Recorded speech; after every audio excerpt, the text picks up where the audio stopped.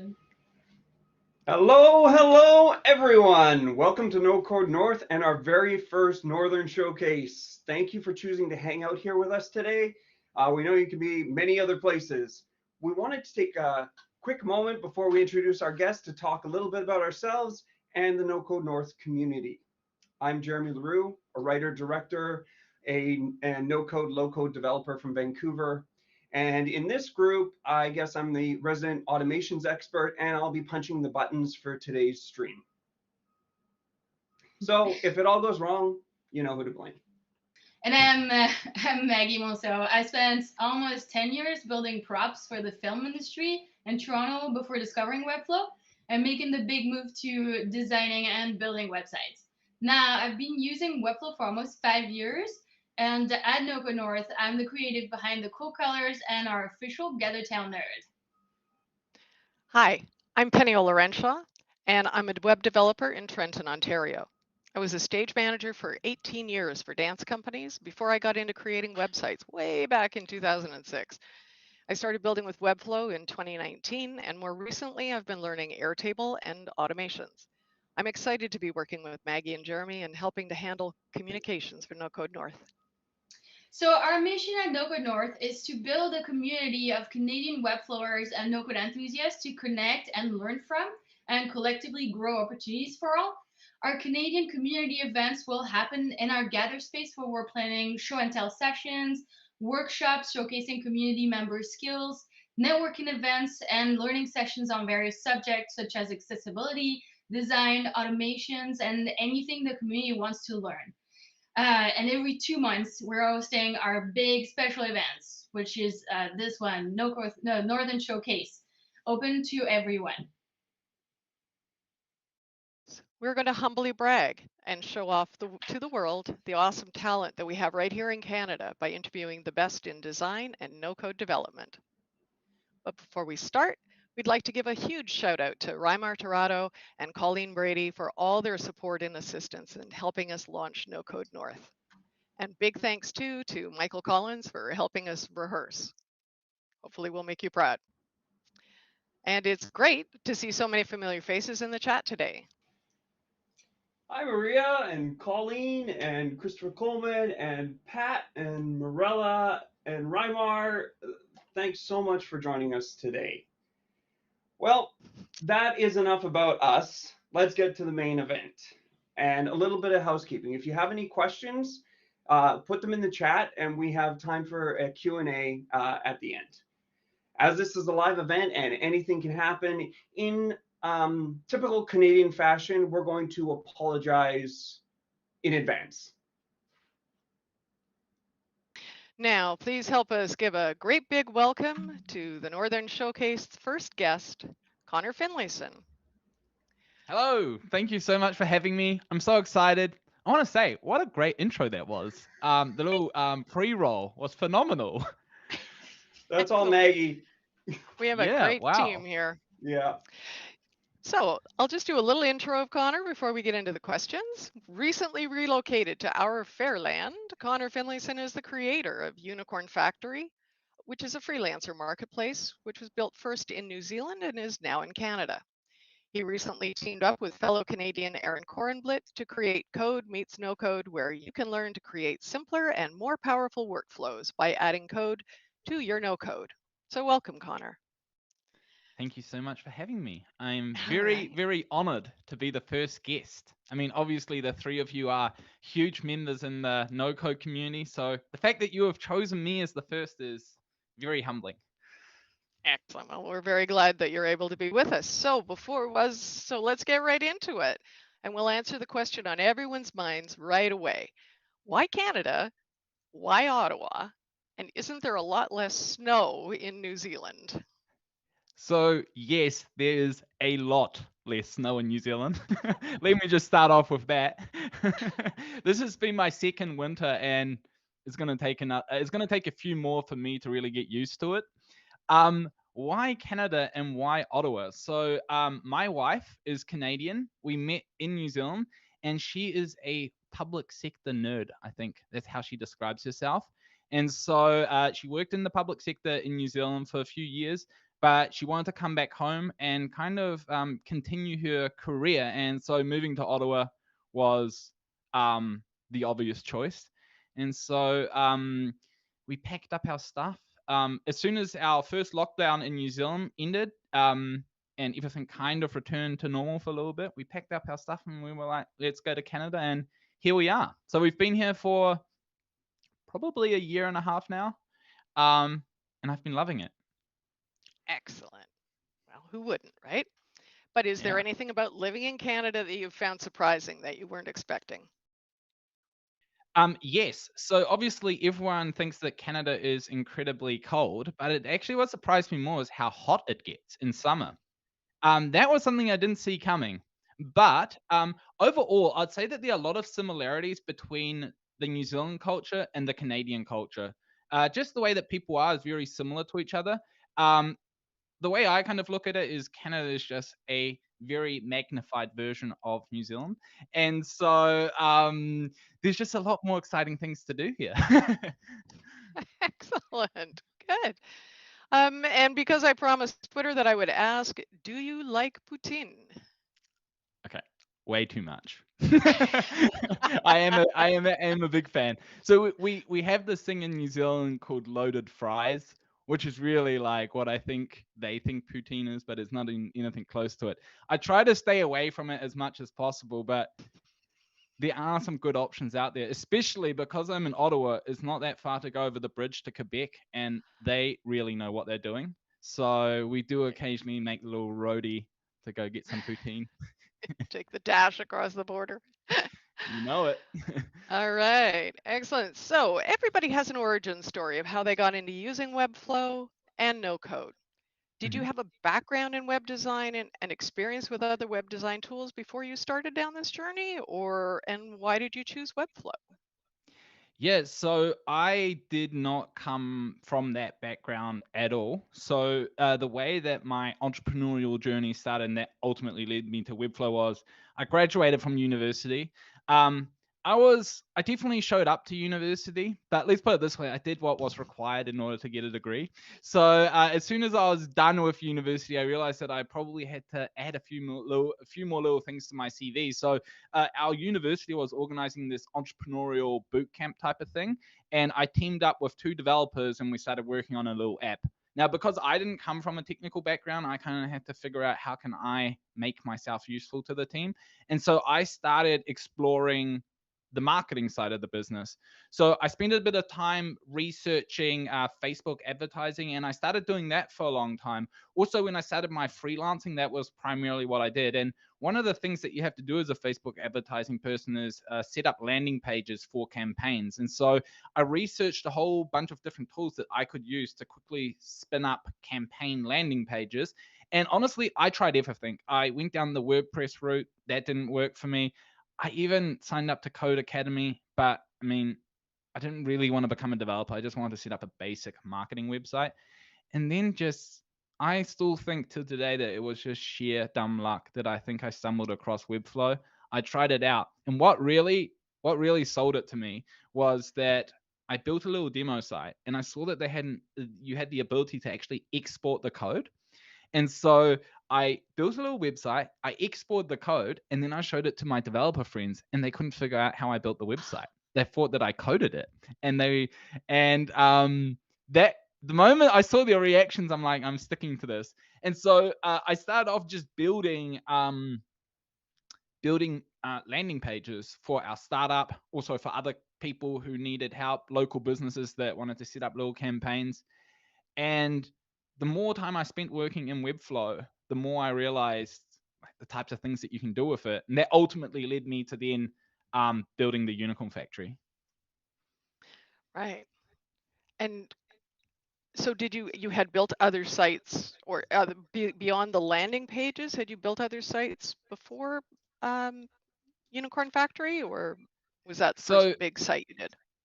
yeah, so there's a little funny story that I occasionally talk about, which I think my first practice no code project, which was a house sitting website.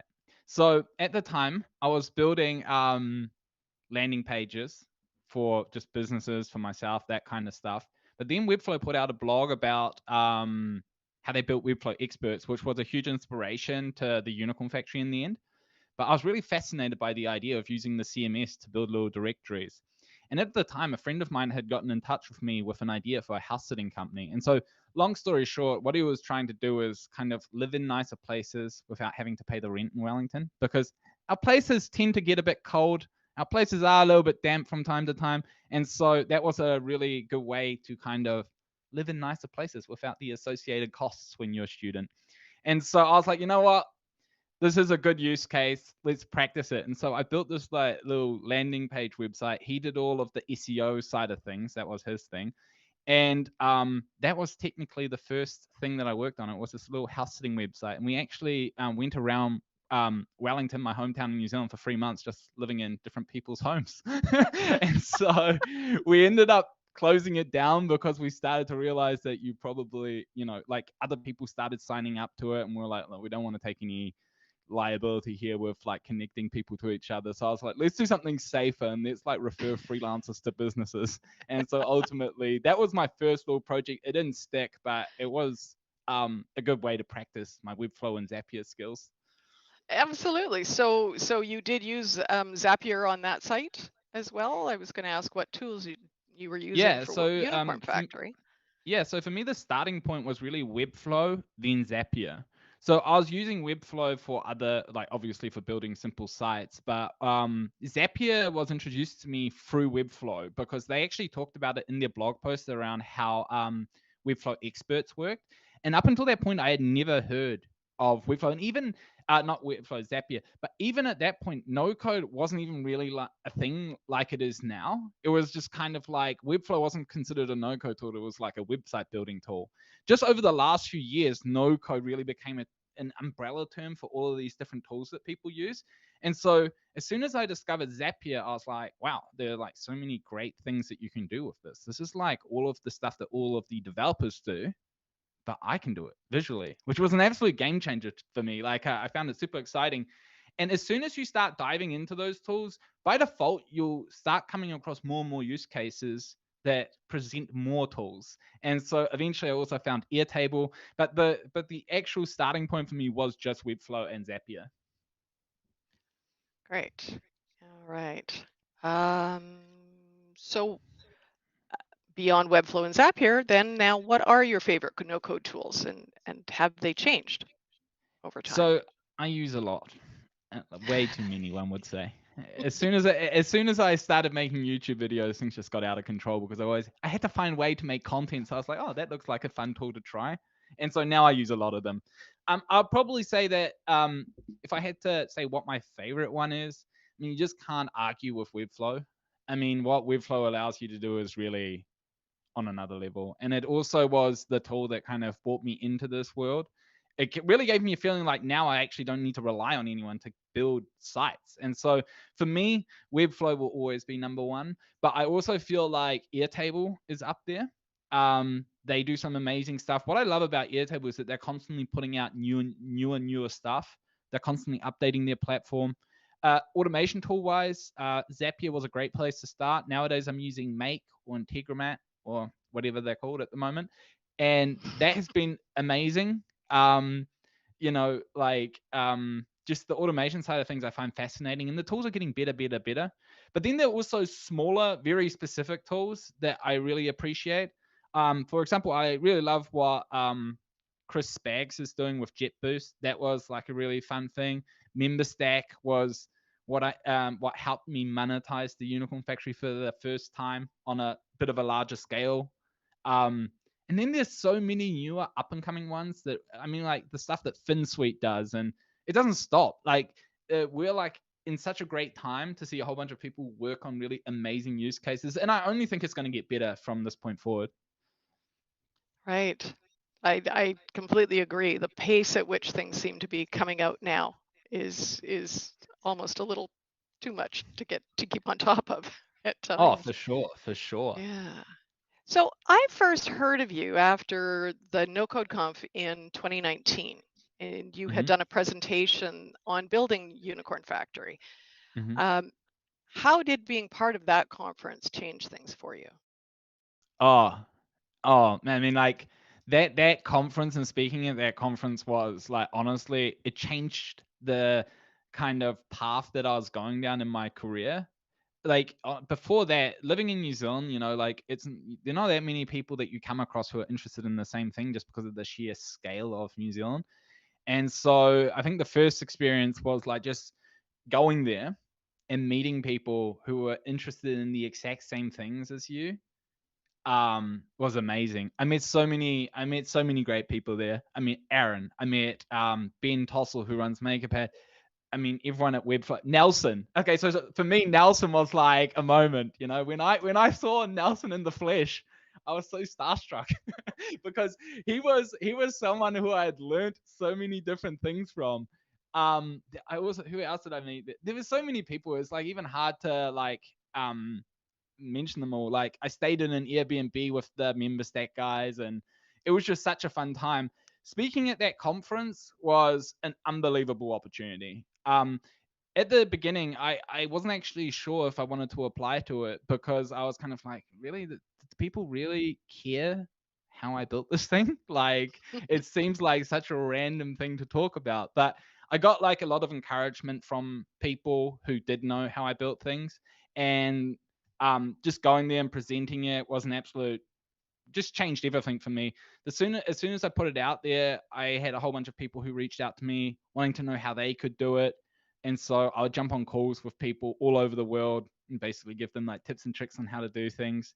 And that also ultimately motivated me to try and make some YouTube videos because I was kind of like, there's clearly interest for it. I may as well just like share what I know with people. And from there, heaps of amazing sites were built as a result of it. And yeah, I mean, until today, I definitely think that NoCode conference was a really phenomenal moment that happened in my life. So yeah. Excellent. So I watched that video about how you built it and showing everybody all those details, and I thought, perfect. I'll build one of those in Canada. And then I Yeah. started looking you up and I went, oh my God, you're moving to Canada. Because it was right about the same time you announced you were moving to Canada. And it was like, okay, I guess I won't, because I figured you'd probably come here and build one. And you have. So what was that process like? Did you just sort of copy what you had for New Zealand and remake it for Canada, or have you made changes? What's your process with the second version? Yeah, so I knew that when I was gonna move to Canada that I wanted to work on the Unicorn Factory Canada, only so I could put international entrepreneur in my LinkedIn profile. No, but no, like it just seemed like it made sense to do. Just because it was a good opportunity for me to kind of expand the Unicorn Factory to kind of at this point the Unicorn Factory was going like quite well in New Zealand, and I was like, maybe I can do that here as well. And for me, when I got here, I was like, I'm just doing this for Ontario as well. So like that was kind of like my starting point. And yeah, I mean, it was just basically going through the motions again of copying it. I actually kind of built it from scratch again. I had a little template that I had built that I started using to basically modify all sorts of different types of marketplaces. And so I just went and did that. But, the build side of thing is one thing. It was the actual reaching out to people, building momentum that is like a whole different ball game. Because in New Zealand, I had the advantage that I worked in a co-working space. So I kind of had a starting point. I could at least get to 8 freelancers by just telling the people in the co-working space that I was friends with that they are now Right. signed up on my website. In Mhm. Canada, I didn't know anyone, so I actually had to start from scratch. And so what I did was I just started researching a whole bunch of different freelancers. I checked out their websites. I kind of was like, yes, this person would be like a great addition to the mix. And then I just emailed them and I'd be like, hey, are you keen to join? And over time, a few started saying yes. I'll probably say about 20% of the people responded to my email, but pretty much most of them that responded said, yeah, I'll join. And so, yeah, I set it up. I kind of just let it sit there. Unfortunately, I haven't spent as much time on it as I would have wanted to over the last year, simply because I am someone that likes to do like 5,000 projects at once to keep myself entertained. And so, unfortunately, some things end up on the backlog. But I set up the Unicorn Factory in a way to be not very it doesn't require a lot of my time. So now we are getting inquiries like quite regularly. It's all automated. It just gets forwarded on to the different freelancers. The more freelancers we get on the website, the better the SEO will get, and the better the SEO will get, the more work we'll get. But so I definitely have plans for it because I think working on the Unicorn Factory, besides it being a fun project to work on, is quite fulfilling in a way, because there are a lot of people who are amazing creatives, but the whole sales and marketing side of things is just it's new territory. And so I want to bring those people together so that everyone can help each other out a bit. And that is kind of the main idea behind the Unicorn Factory. I started as a freelancer myself, and so I can very much relate to what that journey's like. And so, yeah. Cool. So what are some of the automations that you have? Because you've obviously got a lot of things going on that site so that you can actually not have to, worry about it all day long. What do you do in that site? So the most important automation that you can have on your site is a way for you to actually forward on all of the inquiries to the different freelancers. That was the first automation I ever set up for the Unicorn Factory New Zealand, which is basically when someone comes to a freelancer's profile page and fills out the contact form, you don't want to have to manually send that information to a freelancer.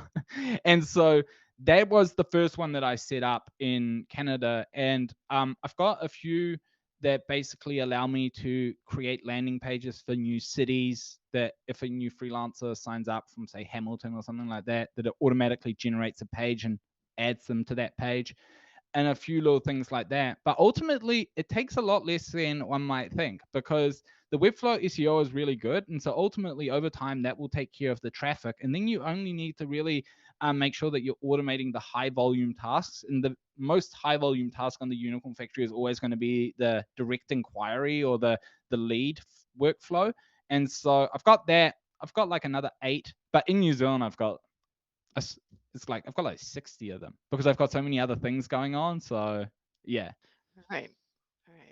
Okay. So since last summer, you've been joining Aron Korenblit every month on his Automating All the Things podcast live stream. So you and Aron connected at NoCode Conf, but how did you sort of get together to decide to start doing the live streams, the monthly? Yeah. So I met Aron at the NoCode conference, but I also watched a lot of his actual streams. So I learned how to use Parabola through his live streams, and yeah, we ended up in the same Slack channel somewhere, and so we just started chatting. And the thing is, after we met in person, we got on like really well. It was pretty clear that we have a lot of the same things in same interests and stuff like that. So he was like naturally that I'd go to talk about no code related things, automation related things, and that's kind of how we became friends. And then he asked me if I'd be interested in. He actually started off by saying if I knew anyone who would be interested in doing a one-on-one live stream with him on his channel. And I was like, no, I don't know. I mean, I can help you find someone. And he's like, actually, do you want to do it? And so we did it. And to be completely honest, that stream is all credit to Aron. Like, he organizes all of it. I just kind of show up and, say my part. But one of the things that Aron and I were getting really into was Airtable scripts. So Airtable scripts, for those of you who don't know, is basically a feature inside of Airtable that allows you to use JavaScript to set up certain types of automations. And when it launched, it kind of threw me right back to my pre-no-code days, which is, I have no idea how to do this. This is going to be like too difficult to learn. But then Aron did a little 4-part series on his stream where he basically explained how scripting works. And he said, just watch these videos. It's super easy. And so I watched one of the videos and I was like, actually, now that I've spent a bit of time using no-code automation tools, I actually understand how this all fits together. So maybe it's not as difficult as it is. And so I started learning a little bit. And then from there, I wanted to do things that were not in those videos. So I wanted to automate with the Webflow CMS and stuff like that. And I just messaged Aron. I was like, Aron, can you show me how to do this? Can you show me how to do that? And then ultimately, we kind of started figuring it out together. And then Code Meets No Code pretty much started because we were like, why are we like talking about this on Slack? why don't we just share this with other people? Because like there might be other people out there who want to learn the same things. And so it ultimately led to us being like, should we do this like as a little bit of a fun side project? Like we both obviously have, Aaron has a full-time job at Airtable. I have my 5,000 other projects that I'm working on. So it was kind of like, should we, just do it on the side? And we agreed on it in January, and then we just started filming tutorials. And so that's kind of how it all started. And it's been great. It's the first time in like years that I've worked with a co-founder again, but I don't really look at it as like a co-founder thing. It's more like working on a project with a friend and just see Mhm. where it goes. We were kind of just like, let's see, like, no overly over the top expectations and how this turns out. But the way it did turn out was awesome. A whole bunch of people started joining the community who know way more about scripting than I do. And so I was immediately like, wait, should I be teaching these people how to do anything? But it comes with the territory. Sure. And I mean, they may know more about scripting, but perhaps you know more about no code and connecting them all together and making it all make That's what sense I'm in telling use myself right cases. now. Yeah, I was excited to see that you've already passed your first 100 members in the community. So Yeah, it's hopefully, been awesome. It's mhm, so great bringing people together from different parts of the community to focus on like a real specific thing. And we're really lucky. I mean, like the no code space is just filled with good people, and to be able to come together and kind of share that interest in a way that we do is like great. And so yeah, it's been fantastic. right. So does an online community sort of make it easier for more people to join? I'm thinking I've noticed that there are people from all over the world that are part of that community. Hmm. Does sort of the asynchronous aspect of a community like that make that easier for people from all over to be part of it? Oh, 100%. I mean, I noticed that, when I was using Slack, even when you are in the same time zone, it was like super difficult for people to get involved because your conversations disappear in the feed. Now, pretty much everyone uses Circle to run their communities, and that's perfect because now conversations happen at different times at different places. It's really easy for people to get involved, and it's also quite easy for people to find like a place to enter a community. Sometimes people don't feel super comfortable joining in one particular topic, but if you've kind of got a collection of topics that can be discussed, it's really easy to find what you're comfortable with and just join in. So moving over to Circle has been awesome. With that being said, some of the stuff that FinSuite's been doing with Gather has been like unbelievable. So I didn't actually realize that you could make a live event, like an online event, feel so good, like Hmm. feel like an actual live event. So, I think it's a balance between the asynchronous stuff and then also a certain time and place. And so, yeah. So do you think you might do some live, get together in a gather space and do some live scripting or something? Mm. Is that something could be done? 5,002 things to do. No, Oh, no, like to be honest with you, we do the occasional. So we do the occasional live stream with Aaron. That's good. With the Unicorn Factory, we have like little live events where we have like a monthly session where we all get together and we talk about how we can extract as much money from our clients as possible, or talk about other freelancing related things. But that is about as live as I want to do things at this stage, because like if there's one thing that I've learned is if you want to do it well, you have to do it properly. And I kind of think when you look at like what FinSuite has done, and the effort and time and energy that has gone into it, it's hard to replicate something at that level if you're kind of half committed to it. And so I am half committed to it, so I rather not do it. But I'll always join anyone else's gathers. uh-huh. Okay, cool. So we've actually got a question from the audience here from Kyle, who Yep. is asking, what are your goals with Code Meets No Code?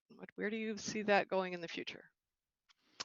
So the goal with Code Meets No Code is really just to bring more people into that low code space. I mean, again, it comes back to a problem that Aaron and I had ourselves, which is like we can't code, and what could we do if we knew how to code a little bit? And so we are the goal is ultimately to open it up to as many people as possible. And as no code starts to grow, so will the opportunities for people to want to take their workflows just a little bit further. So ultimately, if we're looking at deliverables, what we want to do is we just want to make more videos with more different tools so that we create more ways to bring people into that community. But ultimately, we don't have any revenue goals. We don't have any set metrics. Both of us are quite relaxed about it. So we're just going with the flow. Ultimately, what would be really great if we can get it to the point where, we build a really great community of people who all share a common interest around the low code stuff. Right. Well, and that is one of the things that I think we've seen so much is how much community is a part of all of this, right? 100%, yeah. Yeah, absolutely. And last week's event just kind of showed that even more, how much people really enjoy being able to connect with other people. So, so why don't you tell us, what do scripts let you do that an integration doesn't? Because we have all these tools now where we can connect one thing to the other. Why would you use a script? So, I mean, the main advantage of using Airtable scripts is, first of all, that you don't need to use a tool like Zapier or Integromate anymore, which ultimately is a cost saver long term. One of the things that I really appreciate about it is that it gives you quite a bit more flexibility. So the flexibility that you have is very much tied to how much you know about scripting at the time. But as soon as you start to get the hang of it, there are really so many more things that you can do that are not always easily done with automation tools. And because the automation tools are basically, someone has to build the front end, and they have to determine what endpoints are going to be used, and they have to determine what triggers and actions are out there. With scripting, you determine that. So ultimately, you'll have as much flexibility as the APIs will give you.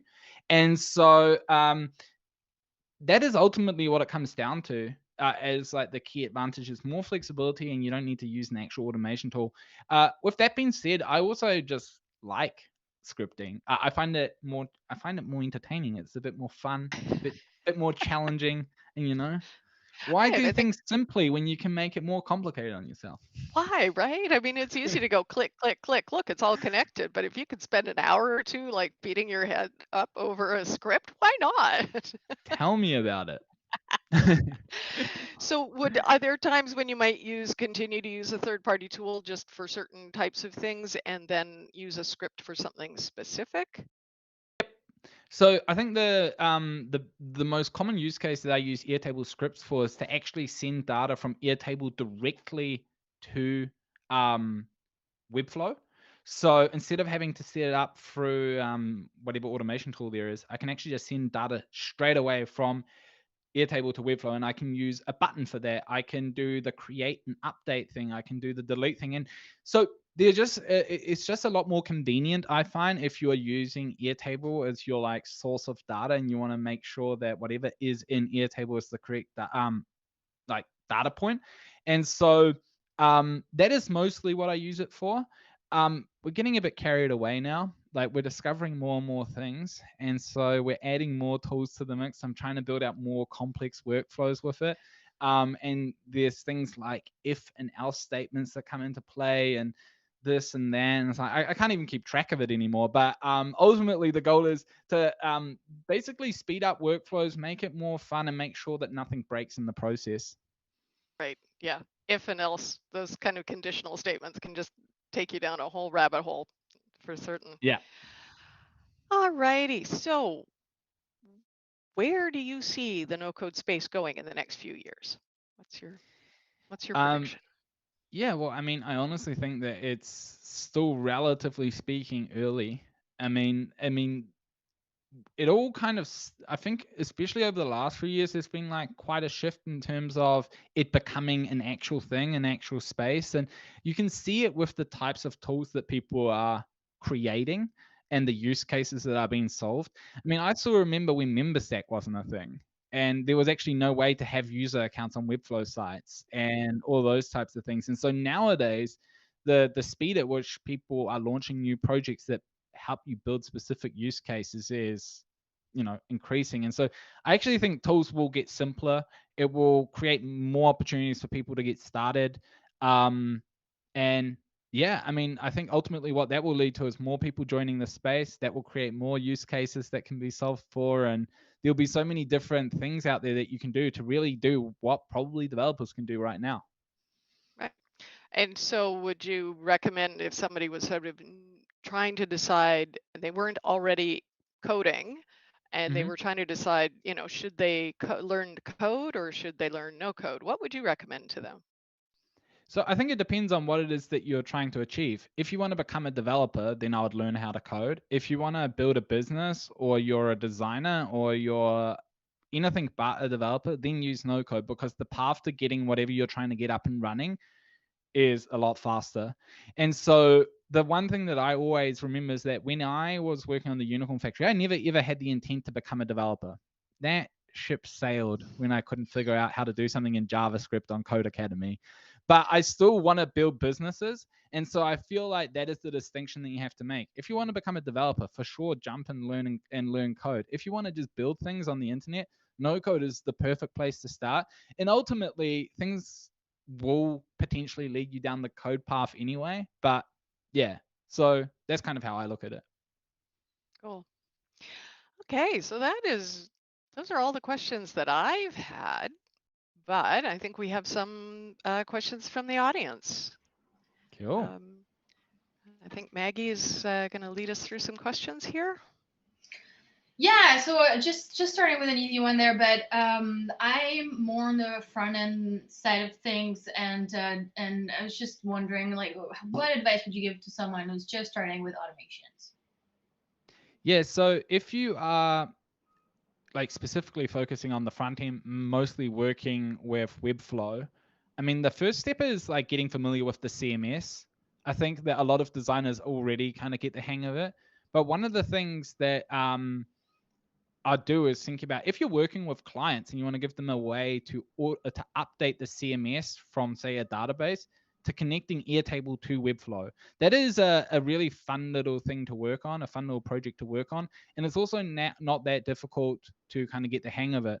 Ultimately, when you're working with automation, it comes down to two things. They're like triggers, which is what starts the automation, and actions, which are the individual things that you would otherwise have to do manually. And so I would start off super simple with just figuring out how you can update certain fields in the Webflow CMS without actually having to log into Webflow, and maybe even control it from somewhere like Airtable. So that's probably the starting point. Jeremy, do you want to read some of the questions from the audience? Sure. There's a great one from Floxy's. What about any rejection stories? How did you overcome any difficult times?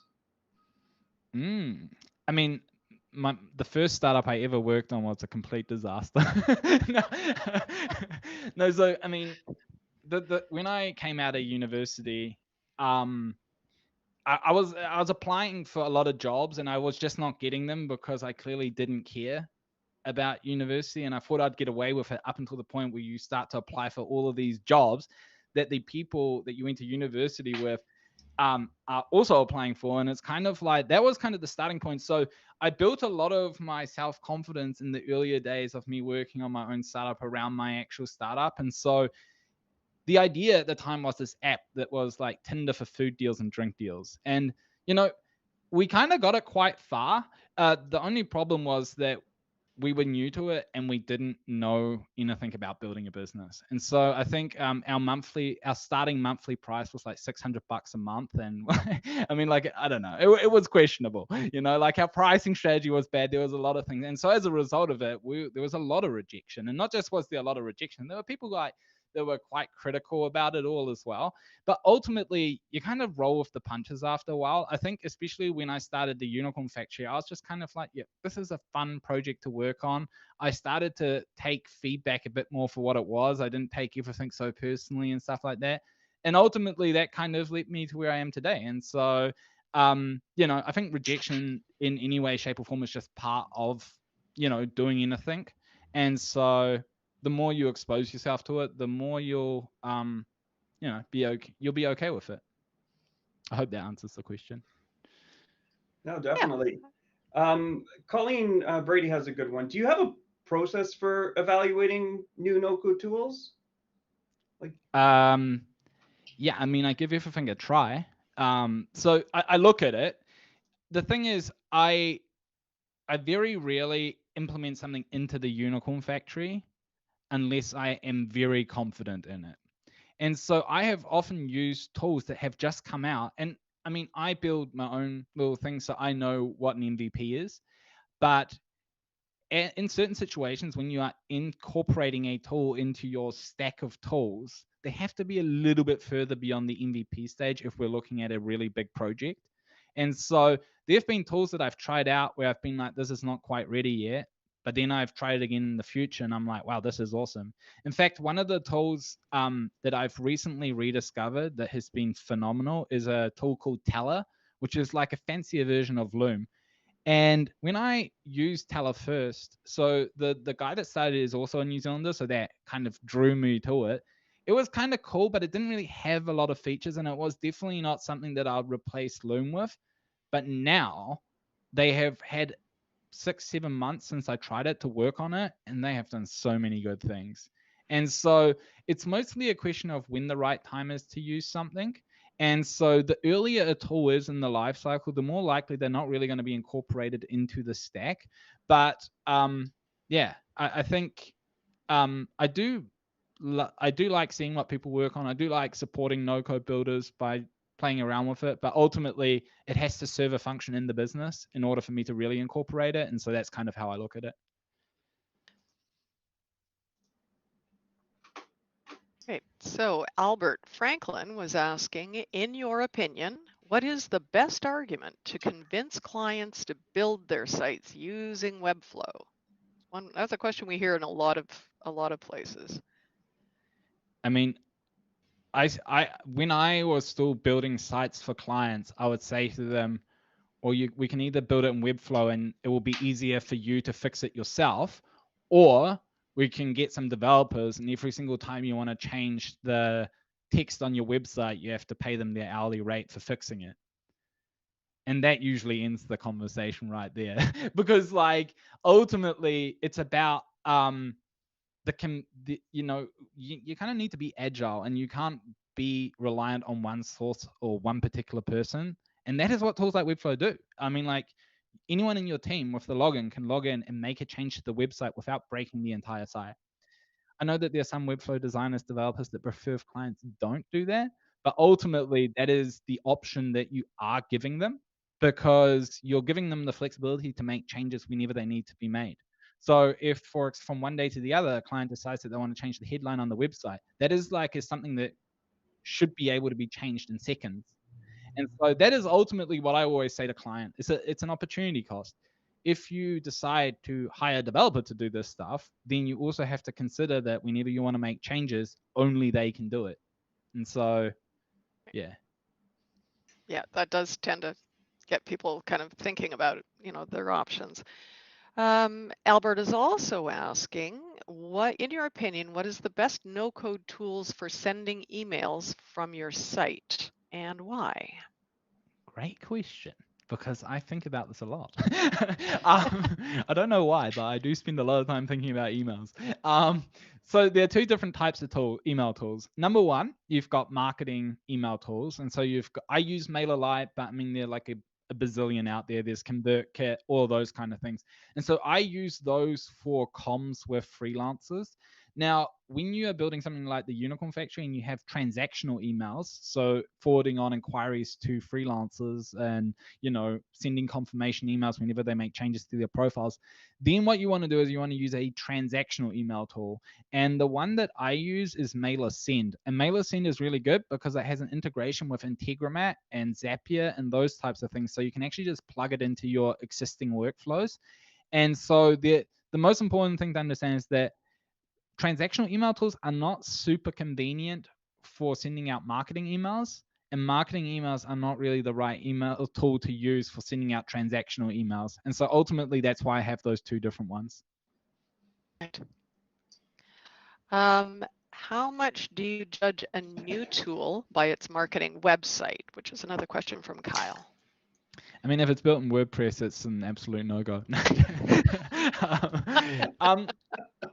I mean, I mean, yes. I mean, the thing is this, in the no-code space, Webflow has kind of led the way in terms of presenting your platform. And so whenever I look at tools like MemberStack, even though it's a completely separate brand, they followed a lot of the things that Webflow did really well. They had subtle animations on their site.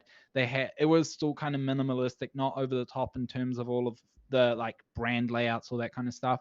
And so you definitely look at it, but ultimately it's a small component of it. There like some sites that I have seen who have built like little plugins for Airtable and stuff like that, who don't even really have a marketing site, but their tool is so valuable that they don't really need a marketing site. It's just you got to find a way to tell people what you're working on. But ultimately, when you start going beyond those like super early adopters, you're definitely going to give yourself an advantage by having a nice marketing site. But ultimately, at least to get initial traction, not necessarily what is needed. Right. And what is your most wished for Webflow feature? Wow. Well, I can tell you, back in the day, it was user accounts and a whole bunch of things. Like nowadays, I've just stopped wishing for features, if I'm completely honest, because I mean, like a lot of the things that would be nice to see in Webflow, I mean, FinSuite's building it. So most of my, so I just direct all of my wishes to them now. I think like there's some things that would be nice to do natively. Like one thing that I'd like to see personally is just like a little bit of an upgrade of the Webflow CMS.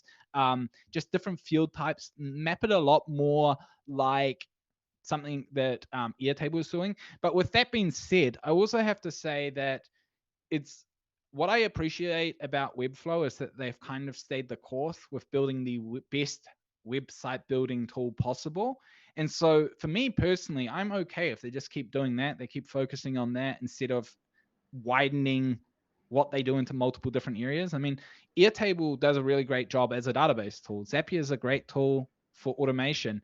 Webflow is the best website building tool. They don't all need to be able to do everything okay. And I think that there are sometimes tools out there that you see that are kind of good at a lot of things, but not great at anything. And ultimately, I rather use free great tools than one okay tool. But that's just me. Please no hate from the bubble people.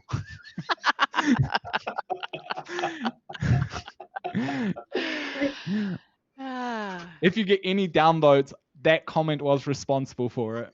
Okay. Right. Christopher's following up on that question. With all these awesome tools and extensions for Webflow, do you fear having the same problem as WordPress? Abandoned plugins, tools, exponentially increasing cost, etc. I mean, yes. I mean, there's always that risk there. I mean, ultimately, that actually brings me back to another thing that I look for in no-code businesses is what they're doing. Does that make sense as a business? Like, are they going to make money off this? Because I know that if their business side doesn't make sense, then they're not going to stick around for too long. And then you're going to have to rebuild everything that you use to integrate their thing, because ultimately your business has to make money somehow. So that is a big thing. Am I worried about it? No, because I am quite deliberate about the tools that I choose. I think that the bar is already set quite high. And I also believe that Webflow is very deliberate about who they promote in certain ways. And I think the good thing about the no-code community is we are really good at supporting really good things. So if FinSuite launches new, like client first, for example, the community will get behind it, and that is essentially the vetting process. And so I think ultimately that will lead to the bar being very high for a long time. But you never know. 2 years from now, no one knows what could happen. Like things move in funny ways. They do. Jeremy, They do you definitely have do. more I questions? do. I'm curious, as someone who does 5,001 things as well. What productivity tips do you have? Is there stuff that you do that keep you productive and on track? Well, for starters, my to-do list is on paper. I never do anything on it. I don't have productivity apps. I've tried it. I mean, I need to stay away from productivity apps. So I write everything down. I think the one thing that has probably helped me the most is get clear on one thing that you have to do. I was always someone that tried to jam as many things on my to-do list as possible, and that is a bad idea. Especially the way that I work just doesn't work for who I am.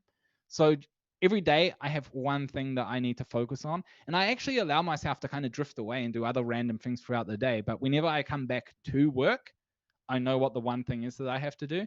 And I align that one thing in the day to what the goal of the week is. And the goal of the week ultimately comes from, what I'm trying to achieve for the quarter or whatever it is. And so I think ultimately trying to not overwhelm yourself with like a billion different things to do at once is probably the thing that has worked best for me. With that being said, I don't know if I should be giving productivity advice. I spend a lot of time on chess.com throughout the day, so. Well, but you've certainly created a lot more video tutorials than the rest of us have, so I think you're doing okay. I mean, like, to be honest with you, like, a lot of those are just, I have times where I am so productive that I can barely understand how I do the work myself.